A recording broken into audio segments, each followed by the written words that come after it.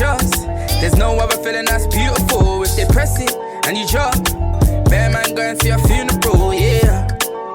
If my broski gripping on the sign and he ain't no rookie, with a lame one, with a bad one, babe, give me when your you pray for the vibe and it drops, there's no other feeling that's beautiful. If they press it and you drop, bear man going to your funeral, yeah. If my broski gripping on the sign and he ain't no rookie, with a lame one, with a bad one, babe, give me your... Kind of just like learn, you know. I should have got you a drink or something. I don't know. No, it's okay. Sure. Yeah. Cool. I feel like they're gonna see my nose. Hi guys, and welcome back to the Kickback with Jay. I know it's been a hot minute, but I'm here, and I am here with Jorsey. Hello, Jorsey. How are you? I'm fine, how are you? I'm fabulous. Introduce yourself. Yeah, Jorsey, man. Just, an artist.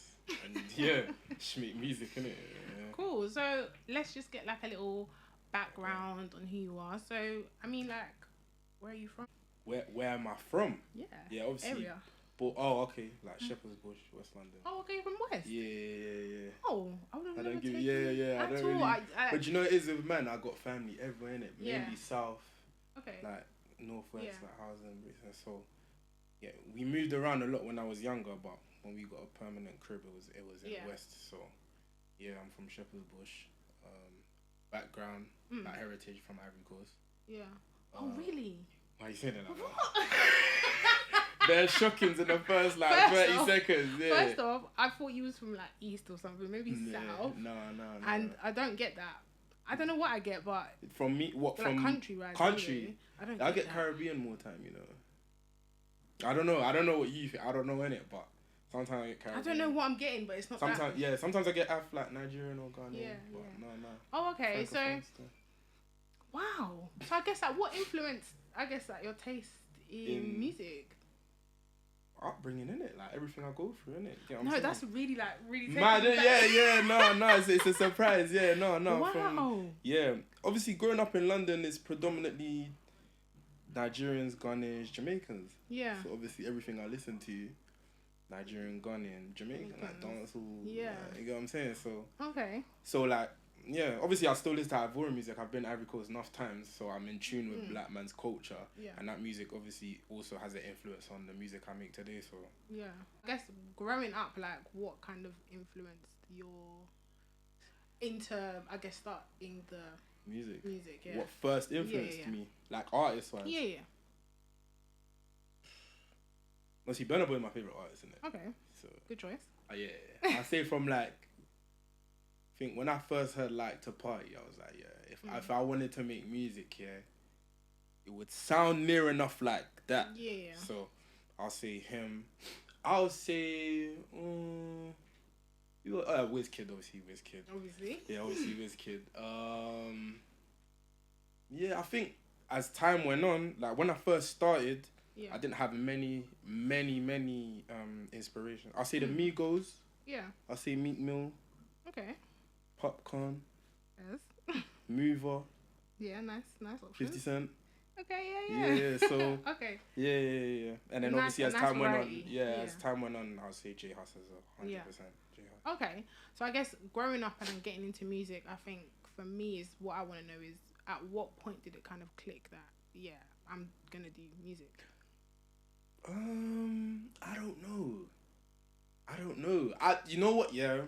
There's this thing, yeah, like, bare blackies have this time where they want to rap. Or like, my sister always says, every blackie has bars on their phone. 100%. Yeah, exactly. You know what I'm saying? Yeah, see what I'm saying? So, I don't know. I guess I enjoyed being in the studio. I enjoyed, like, I always used to look at music on a deeper level. Like, I used to find it mad intriguing. Like, it's one thing to, like, listen and dance and that, but it's another thing to, like, proper, like, take in how a beat's made. Yeah, 100%. Like, I just listened to man's beats and I'm like, there was a blank screen at the beginning of the session and now there's a full screen with bare instruments and shit. Like, how? Yeah. And then how people write their lyrics and stuff, like. So I always had a deep love into it. But I'll say, to answer your question, what made it click or when did it click? Or both? Both. When it clicked, I'll say, what, the year? Yeah. I say 2015. 2014, 15, I was playing about, but after I was like, okay, yeah, if I want to do something in life, this is what I'd want it to be. So. Yeah. Okay, so like before like deciding you want to do music, including the times where you like I guess play around with your friends, like how long have you actually been doing it? Like writing. How long I've been writing? Since I was in like year 7. Damn. Yeah, since I was in like year 7, year 8. But I wasn't the best back then. It was like I wasn't the best rapper. I was just always the like Jules brings a vibe, like chorus. Yeah, like the chorus, like Manu, you get me? Jules, he's got that vibe. I don't know where it is, but you just had that vibe. But I wanted to like be better with my writing in it. So yeah, okay, fair enough. Yeah. I mean, I've been. I think my first introduction to you was when I was in. I don't even know what year, but it was definitely in secondary school. And it was definitely wavy. Oh, can I be honest? Yeah. Oh shit, that's mad. Big up Kleps, shout out my bro. Yeah, Kleps, so obviously, you and Kleps done that, and that was like my first taste. I guess for you, when from that point and obviously until now, like, when did you actually get like your first taste or like the foot in the door to like kind of meeting, I guess, industry people, being in the industry, meeting other rappers? Even Wavy was a joke. Wavy was just a joke, like, and then we've given it to the man. And I was like, bro, this is hard, but I'm not really like I don't really. Obviously, after that, I met like a couple people, Kenny, like shout out Kenny Allstar, Tion, Banks, and that. But in terms of like proper being in industry and bridges with them, it's not really a thing like that. I wouldn't say like I've made friends in the industry, like.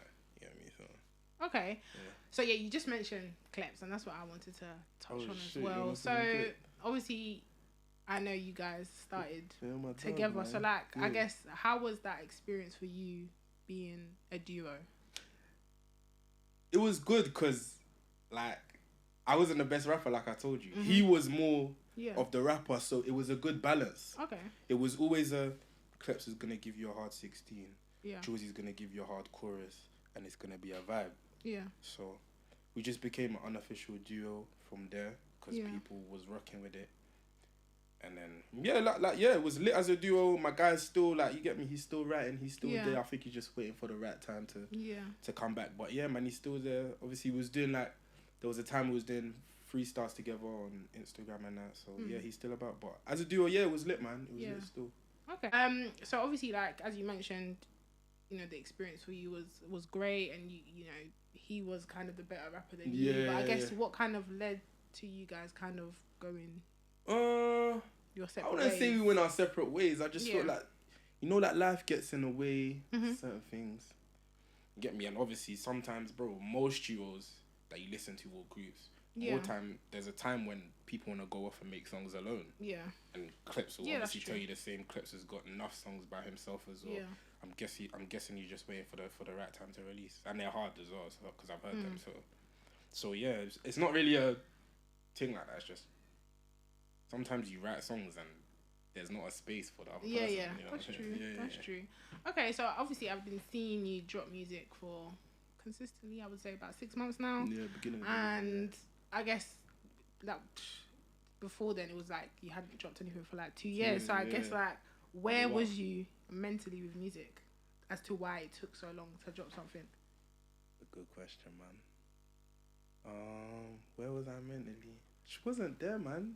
You overthink, man. Like when you don't, you know, when like people are telling you you're good and this and that, but there's nothing really to show. Yeah, it's like 100. you get a bit disheartened, which is not good, 100%. But it happens, innit? Yeah, it happens. So I say in the past 2 years, now I'm going to studio, I'm doubting certain songs. Like I'll play it, some man will say it's cold, and I'm thinking, like if I want to start blowing or changing my life, it needs to be on par with certain artists, and I don't feel like it's on par. So I got into that zone, but then after I was like, fuck it, man, I know I'm hard.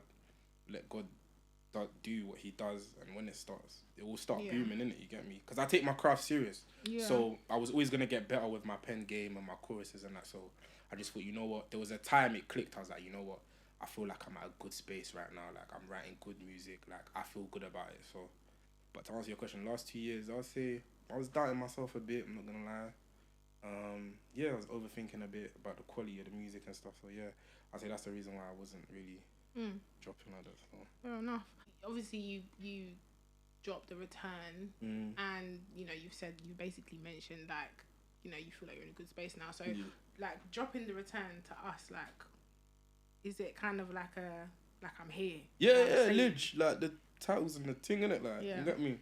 I told myself, yo, like, everyone's always said, bro, if you're consistent enough, you'll get somewhere, bro. 100%. Like, you drop, like, once a year, 2 years. But it's hard being an independent artist, bro. Do you get what I'm saying? So, people have always said, yo, like, if you're consistent, bro, you're going to get somewhere. So, I just felt like, you know what? When I return, straight consistency. So, since the return, at first it was every 2-3 weeks. To be fair, I've got a drop, say, next week or 2 weeks. Okay. I'm just editing the video, so... Okay. Yeah. So yeah, I'm just trying to be consistent. I was trying to do like 1 drop a month, maybe 2, just to let people know. Because I'm not, realistically speaking, I'm not where I want to be yet. So if I want to be where I want to be, I got to work hard, innit? So, 100%. So yeah. Okay. So sorry, you've always been independent? Yeah, always. Oh, okay. So yeah, I wanted to talk about Cookie because I like that. I listened to it the other day. It was a very good song. That's the video man done. Yeah? Recently, yeah. So When's that's it coming coming out? out soon.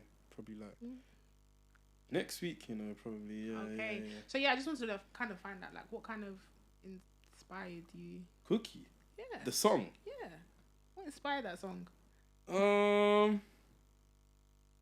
don't know. I just when you hear a good beat as an artist, any artist will tell you your mind just starts doing things you never thought it would do. Do you know what I'm saying? Whereas if you hear a dead beat, it's just you get me? So I just heard the Cookie beat and I had some bars already, but I wrote some more. Wrote a chorus. I don't think anything really inspired it. I was just in the mood to write when I heard the beat. Okay, because I was going to talk about that. The beat is very hard, very good. It's an impeccable beat. Who produced that? Some guy called Trevino. He's based in Belgium. Okay, has he done like other beats for you before? No, he hasn't. He hasn't still. Wow. Okay, so right now in the space that you are, I guess, in creatively, like what genre do you see yourself swinging in? This question, fam. Bruv. This question. I don't know, man. Like, when you listen to Cookie, what do you think it is? It's my podcast now. Like, it reminds me, I want to say Afro swing, just because it reminds me a lot of Timbo. Oh, you think so? Yeah. Okay. That's what it gives me, so that's why I wanted to ask, like... I don't know. I don't know. But I know, I said to my manager before the return, I'd done the return, I was like, if I'm going to do something, it has to be something different. Yeah. Do you get what I'm saying? And although you're saying it reminds you of that, I know you're saying it's not that. Yeah. It's the closest thing close, to... but it's not that. Yeah. So, yeah, I'm like... I don't know. I just said I need to do something different, and I came across my man. He does like these Congolese, francophone type beats, and obviously I'm from Ivory Coast, so it makes sense. Like, you know what I'm saying? Yeah. Okay, so I mean, you mentioned that you've got stuff in the works, but like I wanna kind of just find out like what are you listening to at the moment? What artists are inspiring the music? Burna Boy.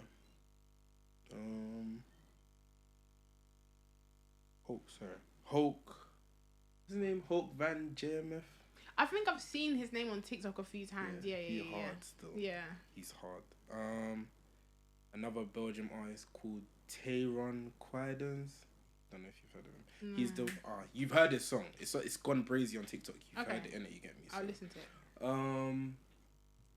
And then the normals, man. The normal people that helped me when like 50 Huss. Like when I get in my rapping bag, the 50s, the Husses, the Movers.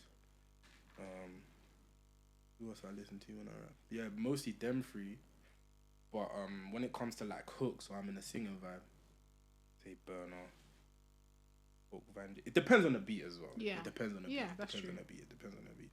It's like a Afro swingish beat, like Snowman. You heard Snowman? Yeah. Then that's a Burna Boy type. Okay. You get me? Okay. But if it's a next thing that like Cookie, I'll say the Okay, French so Belgian right now artists. you're playing. You're quite broad. Okay. It's not good to stick Close yourself in. 100%. That's true. Okay, so I mean, are there any artists at the moment that you like that you would be keen to work with? I guess In the UK? Like, just in general in the future. In the UK? Or Europe. Europe. Yeah, I'll say the Hulk, Van JMF. I'll say Tayron Quadens. I'll say a lot of French artists, you know. Yeah. I don't know if you're aware of the French scene. Yeah, no, like... Who do you know?